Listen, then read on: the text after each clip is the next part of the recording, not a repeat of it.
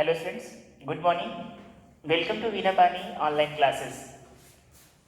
What's going on? I hope everything is going well. Dear students, today we will study the second chapter in your social science, and that is the establishment of company rule. बच्चों, इस chapter में हम लोग company rule की स्थापना, establishment के बारे में हम लोग जानेंगे। कंपनी क्या है, कंपनी रूल क्यों कह रहे हैं, सबसे पहले इस बात को समझिए। देखिए 1498, सबसे पहले हम अपनी बात को शुरू करेंगे। 1498 में वास्को डी गामा, एक पुर्तगीज नेविगेटर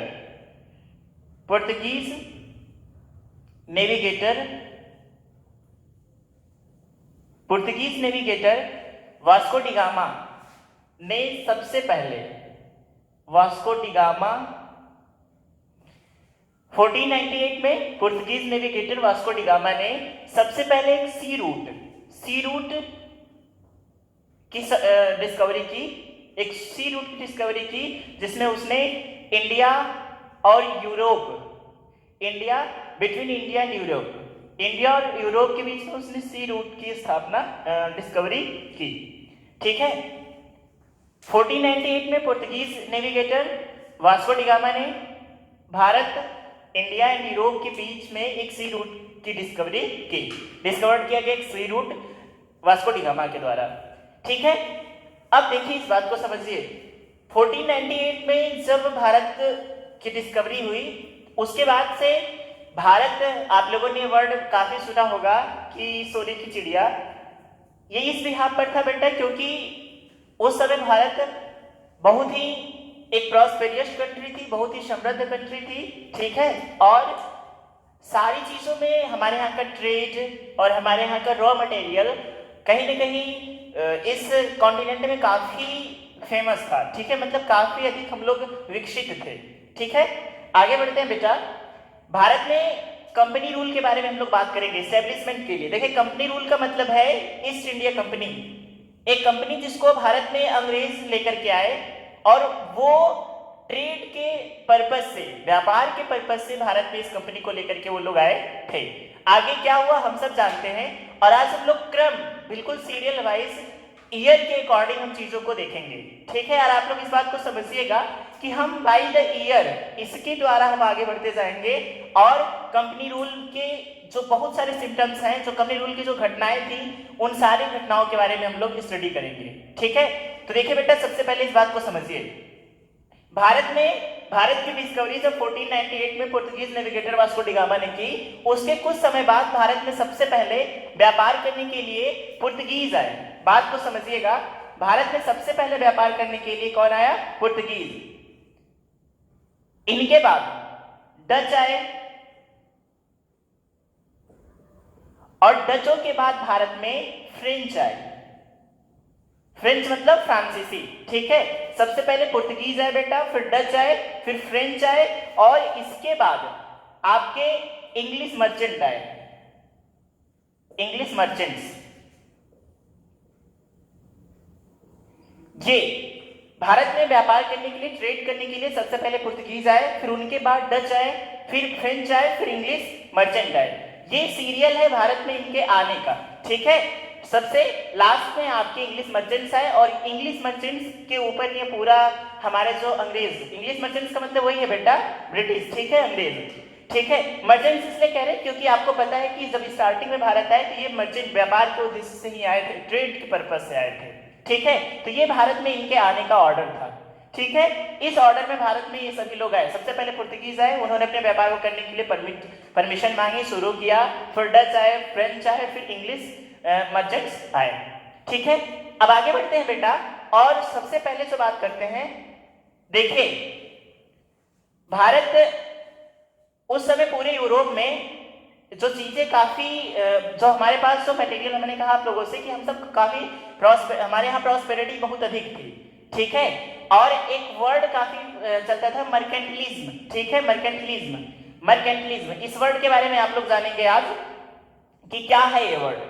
देखिए 17th एंड 18th सेंचुरी में 17th-18th सेंचुरी में क्या था, एक बहुत ही प्रसिद्ध मर्केंटिलिज्म का मतलब समझिएगा। 17th-18th सेंचुरी में यूरोप में क्या हो रहा था, यूरोप में जो वहां के किंग्स थे, वहां की जो किंग्स थे वो लोग क्या करते थे कि वहां से बाहर के कंट्रीज में, यूरोप के बाहर की कंट्रीज में, वहां से ये इस बात की हमेशा शॉर्ट में रहते थे, हमेशा ये देखते थे कि वहां से इस शॉर्ट में थे हमेशा कि जो यूरोप के बाहर की कंट्रीज थी वहां से रॉ मटेरियल्स लाए जाएं, उन रॉ मटेरियल्स का यूज किया जाए, और रॉ मटेरियल्स के यूज के द्वारा देखिए, क्योंकि यूरोप उस समय काफी विकसित था, काफी डेवलप्ड था, उनके पास मशीनरी वगैरह में काफी वो लोग डेवलप्ड हो चुके थे इधर की कंट्रीज की अपेक्षा। तो वो लोग क्या करते थे कि भारत से रॉ मटेरियल, भारत या फिर इस तरह की कंट्रीज थी, यहाँ से रॉ मटेरियल लेते थे और फिर उन्हीं रॉ मटेरियल्स को वो लोग क्या करते थे कि उनसे चीजों को बना करके हाई प्राइस पर बेचते थे। ठीक है, तो इसी जो घटना थी इसको मर्केंटिलिज्म कहा जाता था। इसी घटना को बेटा हम लोग क्या कहते थे, मर्केंटिलिज्म। ठीक है, MERCANTILISM, मर्केंटिलिज्म। तो मर्केंटिलिज्म का क्या मतलब है बेटा कि भारत में 17th-18th सेंचुरी में यूरोप में व्यापार करने के लिए करते थे क्या वहां के किंग्स की, वो लोग जहां से उन्हें रॉ मटेरियल्स अच्छे से उपलब्ध हो पाए उन कंट्रीज में, ठीक है, उन कंट्रीज से क्या करते थे, रॉ मटेरियल्स लेते थे और फिर उन्हें उनका प्रयोग करते थे उन्हीं रॉ मटेरियल्स का, और फिर उससे चीजों को बना करके हाई प्राइस पे बेचते थे। ठीक है, ये आप लोग का मर्केंटिलिज्म हुआ बेटा।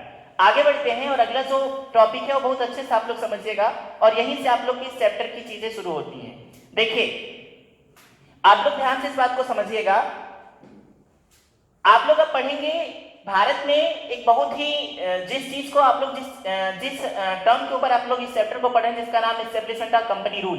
तो अब हम लोग पढ़ेंगे कंपनी रूल के बारे में। ठीक है, और कंपनी रूल के बारे में पढ़ते पहले हम सबसे पहले जानेंगे कंपनी है क्या, कंपनी रूल क्या कह रहे हैं हम लोग, क्यों कह रहे हैं, और ये कहां से आई और कैसे भारत में इसने अपने आप को एस्टेब्लिश किया। तो देखिए ईस्ट इंडिया कंपनी, इसका नाम दिया गया था इस कंपनी को। ठीक है, ईस्ट इंडिया कंपनी 31 दिसंबर 1600 में इंग्लैंड की महारानी, इंग्लैंड की क्वीन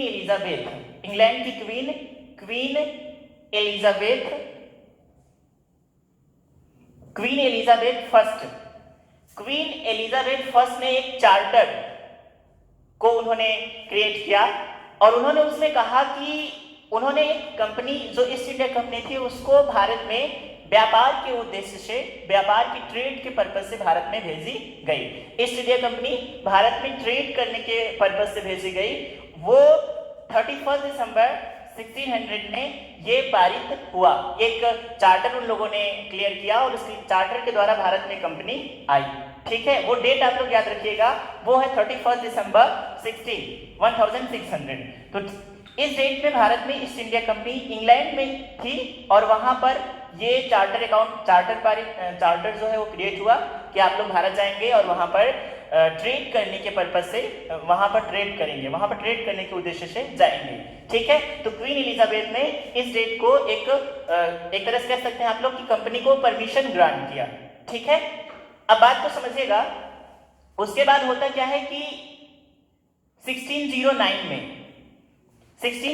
में भारत में उस समय जो भारत के किंग थे वो थे जहांगीर। उस समय भारत में किंग कौन था? जहांगीर। मैंने आप लोगों से कहा कि हम ईयर वाइज आगे की तरफ पढ़ेंगे और इसलिए चीजें एकदम क्लियर रखिएगा। 1498 में भारत की डिस्कवरी हुई, उसके बाद 31 दिसंबर 1600 में इंग्लैंड में क्वीन एलिजाबेथ ने एक चार्टर पारित किया कि आप लोग भारत जाएंगे और वहां पर क्या करेंगे कि ट्रेड करेंगे। और फिर उसके 9 साल बाद 1609 में जहांगीर उस समय भारत के राजा थे, उस समय उनकी कोर्ट में विलियम हॉकिंस, ठीक है, हॉकिंस आते हैं, हॉकिंस आए, हॉकिंस को ब्रिटेन वहां इंग्लैंड से भेजा गया और हॉकिंस ने भारत में आकर के जहांगीर से भारत में व्यापार करने के लिए परमिशन मांगी।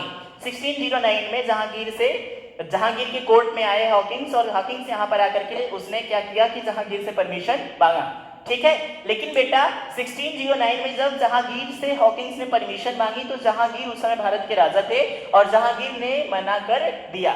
मना इसलिए किया बेटा क्योंकि जहांगीर के ऊपर पुर्तगीज जो सबसे पहले आए थे और काफी वो एस्टेब्लिश थे, उन लोगों ने क्या किया कि जहांगीर के ऊपर प्रेशर पुटअप किया कि नहीं परमिट मत दो। तो परमिशन जहांगीर ने पुर्तगीज के प्रेशर में आकर के पहली बार जब हॉकिंस ने मांगा तो उनको मना कर दिया। तो 1609 में ट्रेड करने के लिए हॉकिंस ने परमिशन मांगी, लेकिन क्या किया जहांगीर ने मना कर दिया। क्लियर। उसके 3 साल बाद बेटा 1612 में, उसके जस्ट 3 साल बाद 1612 में जहांगीर ने अपने एक फरमान जारी किया। फरमान का मतलब बेटा एक परमिशन लेटर, ठीक है, एक परमिशन लेटर जारी किया जिसको आप लोग जिसको जहांगीर का फरमान कहा जाता था। उस परमिशन लेटर में जहांगीर ने क्या किया कि कंपनी को ये छूट दी कि ठीक है आप ट्रेड कर सकते हैं। और 1612 में छूट देने के बाद ही 1613 में पहली बार भारत में सूरत में एक फैक्ट्री की establishment British east India company ने किया। बात समझ रहे हैं ना आप लोग। सबसे पहले 1613 में सूरत में फैक्ट्री की स्थापना हुई। ये पहली फैक्ट्री थी भारत में जिसको ईस्ट इंडिया कंपनी ने इस्टेब्लिशमेंट किया।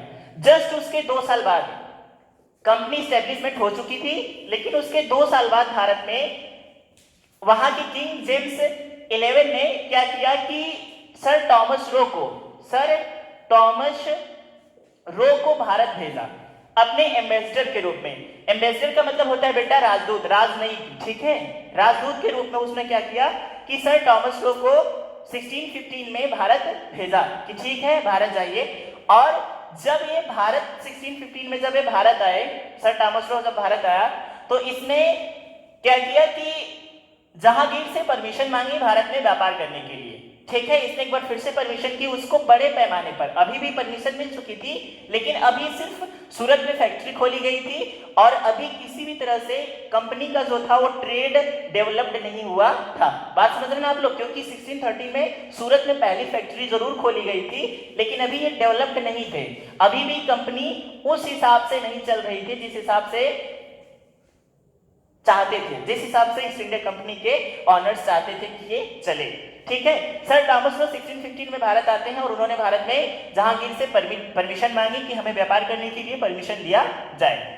अब फिर होता क्या है बेटा कि 1615 में परमिशन मांगते हैं और 1619 में भारत में 4 अलग अलग जगहों पर ईस्ट इंडिया कंपनी को अपनी फैक्ट्रीज की एस्टेब्लिश करने के लिए, फैक्ट्रीज बनाने के लिए परमिशन मिल जाती है। वो 4 जगह कौन कौन से हैं बेटा, इनको आप लोग समझ लीजिए। वो 4 जगह थे बेटा आगरा, अहमदाबाद,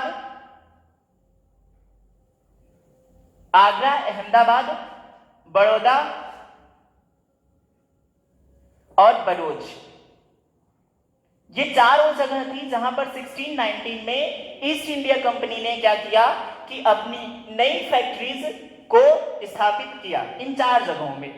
तो आप लोग धीरे धीरे इस चीज को फील कर पा रहे होंगे कि अब ये ईस्ट इंडिया कंपनी जिसको शुरू में परमिशन तक नहीं मिली थी 1609 में, लेकिन अब उसने अपने आप को धीरे धीरे डेवलपमेंट की तरफ ले जाने लगी, ठीक है। और 1619 में इन 4 जगहों पर जब ईस्ट इंडिया कंपनी ने अपनी फैक्ट्रीज जब स्थापित किया, अब उसने अपने व्यापार को देखिए आगरा, बड़ौदा, अहमदाबाद, बड़ौज, ये चारों अलग अलग जगह पर थी और चारों एक दूसरे से दूरी पर, ताकि ट्रेड को ये अच्छे से पूरे भारत में फैला सकें।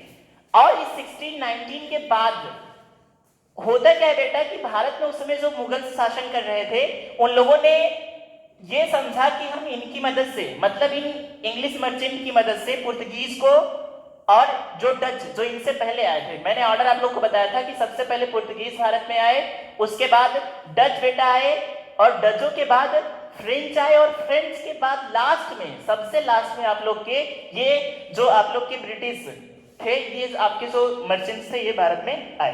तो भारतीय उस समय के जो लेटर मुगल्स थे उन लोगों ने क्या सोचा कि इनकी मदद से हम इनको परेशान करें, इनकी मदद से इनको भारत में व्यापार करने के लिए रोकें। लेकिन ये इस बात को भूल गए कि इनको बढ़ावा देने का परिणाम आगे चल करके काफी दुखद होगा। बेटा आगे ईस्ट इंडिया कंपनी ने धीरे धीरे अपने आप को बहुत अच्छे से डेवलप करना शुरू किया। 1619 में 4 जगहों पर अपनी फैक्ट्रीज स्थापित कर ली। और फिर होता क्या है, 1660 में उन लोगों ने भारत में फैब्रिक की भी डिमांड करनी शुरू कर दी और अपने धीरे धीरे अपने जो इंडस्ट्रियल कॉर्पोरेशन था उसको धीरे धीरे बढ़ाना शुरू कर दिया। और इन्होंने 1660 में फैब्रिक की डिमांड की और यहां से फिर उन लोगों ने अपने काम को और भी तेजी से बढ़ाना शुरू कर दिया। फिर जस्ट आगे देखिए 1690 में उस समय भारत में जहांगीर की डेथ हो चुकी थी। अब भारत में 1619 में जो राजा थे वो थे औरंगजेब। और औरंगजेब बेटा यहां से देखिए जो भारत में लेटर मुगल्स थे उन सब ने एक नहीं लगातार कई सारी गलतियां की, जिसकी वजह से ईस्ट इंडिया कंपनी लगातार अपने आप को मजबूत करती गई। औरंगजेब ने क्या किया कि बंगाल में ईस्ट इंडिया कंपनी को व्यापार करने की खुली छूट दी और उसने कहा कि चाहे जो व्यापार करो पर ईयर सिर्फ 3000 रुपीज टैक्स के रूप में ईस्ट इंडिया कंपनी से लेते थे और पूरी तरह से व्यापार में करने की छूट दे दी। और इस 1690 की इस छूट से धीरे धीरे ईस्ट इंडिया कंपनी ने, क्योंकि उसके लिए ये रकम कोई बड़ी बात नहीं थी, लेकिन जो गेन करती थी रॉ मटेरियल्स को भारत से बाहर बेच करके सप्लाई करके वो जो गेन करती थी उसके आगे पैसे कुछ नहीं थे। और फिर आगे औरंगजेब की इस परमिशन के कुछ देर बाद, कुछ सालों बाद 1717 में बेटा उस समय औरंगजेब की डेथ हो चुकी थी। फर्रुख सियार भारत में उस समय राजा था और फर्रुख सियार ने जो किया वो ये जो 3000 रुपए देती थी ईस्ट इंडिया कंपनी उसने इसको भी समाप्त कर दिया और फर्रुख सियार ने फ्री बिना कोई टैक्स के भारत में ईस्ट इंडिया कंपनी को अपने कामों को, अपने ट्रेड को बढ़ाने की परमिशन दे दी। और इस तरह से ईस्ट इंडिया कंपनी 1770 तक अपने आप को पूरी तरह से डेवलप कर चुकी थी, क्योंकि उसको अब धीरे धीरे टैक्सेस छूट मिल रही थी। और दूसरी बात, अब ये इतनी मजबूत हो चुकी थी कि जो पुर्तगीज और फ्रेंच और डच आए थे वो धीरे धीरे भारत से उनका पलायन शुरू हो गया था। पलायन मतलब बेटा इसके धीरे धीरे भारत से जाने लगे थे और पूरी तरह से भारत में अपने डेवलपमेंट को करने लगी थी। आगे बढ़ते हैं बेटा। आप लोगों ने 1770 तक देखा है। मैं आप लोग को डेट वाइज इस चीजों को समझाने की कोशिश कर रहा हूं ताकि आप इस बात को समझ सकें कि भारत में 31 दिसंबर को ईस्ट इंडिया कंपनी आई और पहली बार भारत में इनके विरोध में कोई बैटल हुआ, वो हुआ 1757। 157 सालों में बेटा ईस्ट इंडिया कंपनी ने अपने आप को मजबूत किया, इस्टेब्लिश किया और अपने ट्रेड को बढ़ाया। और उसने उन सारी नीतियों का सहारा लिया, उन सारी चीजों का सहारा लिया जिससे अपने व्यापार को बढ़ाती गई। और मैंने आप लोग को जैसा बताया कि हमारे जो लेटर मुगल्स थे उस समय के जो किंग्स थे उनकी कुछ गलतियों ने या उनके कुछ अपने पर्सनल फायदे को ध्यान में रखते हुए कुछ उनके लिए गए डिसीजंस ने ईस्ट इंडिया कंपनी को भारत में पूरी तरह से डेवलप होने में काफी मदद की। ठीक है बेटा, तो आप लोगों ने पूरे ईयर वाइज पढ़ते हुए आप लोगों ने 1770 तक देखा कि फर्रुख सियार ने पूरी तरह से अंग्रेजों को भारत में मुफ्त मतलब बिना कोई टैक्स लिए भारत में ट्रेड करने की पूरी तरह से छूट दे दी थी। ठीक है बेटा, अब 1717 से लेकर के 1756 तक का जो टाइम था इस टाइम के बारे में समझ लीजिए। 1756 तक ईस्ट इंडिया कंपनी ने भारत में अपने व्यापार को दोगुनी गति से, काफी स्पीड से उसने अपने आप को बढ़ाया। कंटिन्यूअस भारत से कच्चे मालों को उसने लिया, उनको फिर उन चीजों से, उन कच्चे रॉ मटेरियल से उसने चीजों को बनाया और फिर हाई प्राइस में भारत में ही उनको सप्लाई किया, अदर कंट्रीज में उसने सप्लाई करना शुरू किया। ठीक है, और अपने आप को निरंतर डेवलपमेंट की तरफ ले जाती गई। उसके बाद बेटा देखिए मुगल्स की जो गलतियां थी, मुगल्स की वजह से जो एस्टेब्लिशमेंट में इनकी जो मतलब अच्छे से एस्टेब्लिशमेंट हुआ इनका, उसके बाद होता क्या है कि 1756 में कलकत्ता में अंग्रेजों और फ्रेंचेस के बीच में, ठीक है, और उस समय डच थे, इन सब की जो, क्योंकि देखिए सब कोशिश करते थे कि अपने व्यापार को तेजी से एस्टेब्लिश करें, तेजी से एक्सपेंड करें। तो 1756 में होता क्या है कि भारत में उस समय बंगाल के नवाब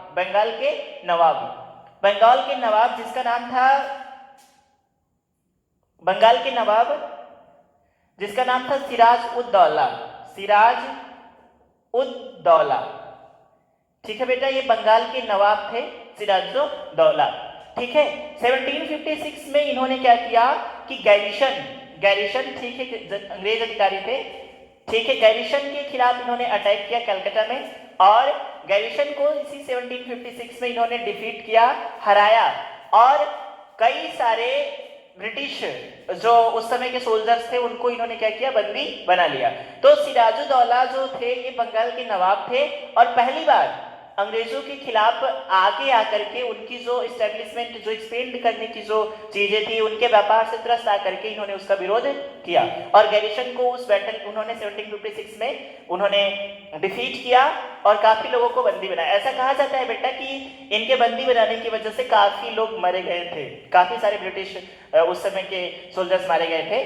ठीक है, और फिर इस चीज से आहत होकर के, आहत का मतलब है बेटा कि अंग्रेजों को ये बात उन्हें काफी बुरी लगी, और जस्ट इसके एक साल बाद 1756 में भारत में पहली बार अंग्रेजों के खिलाफ एक कहा जा सकता है कि बैटल हुआ, जो बैटल हुआ उसको बेटा प्लासी का बैटल कहा जाता है, बैटल ऑफ प्लासी, और ये 1757 में हुआ।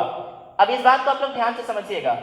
देखिए 1757 में जिनके खिलाफ अंग्रेजों की तरफ से रॉबर्ट क्लाइव थे, और भारत की तरफ से या कह सकते हैं कि बंगाल के नवाब उस समय सिराजुद्दौला थे, सिराज-उद-दौला, इनके बीच में और रॉबर्ट क्लाइव के बीच में प्लासी एक स्थान का नाम है, वहां पर 1757 में पहली बार बैटल हुआ, और इस बैटल में सिराजुद्दौला की हार हुई। उसका रीजन ये था बेटा कि सिराजुद्दौला के कमांडर इन चीफ, जिसको सेनापति आप कह सकते हैं, जिसका नाम था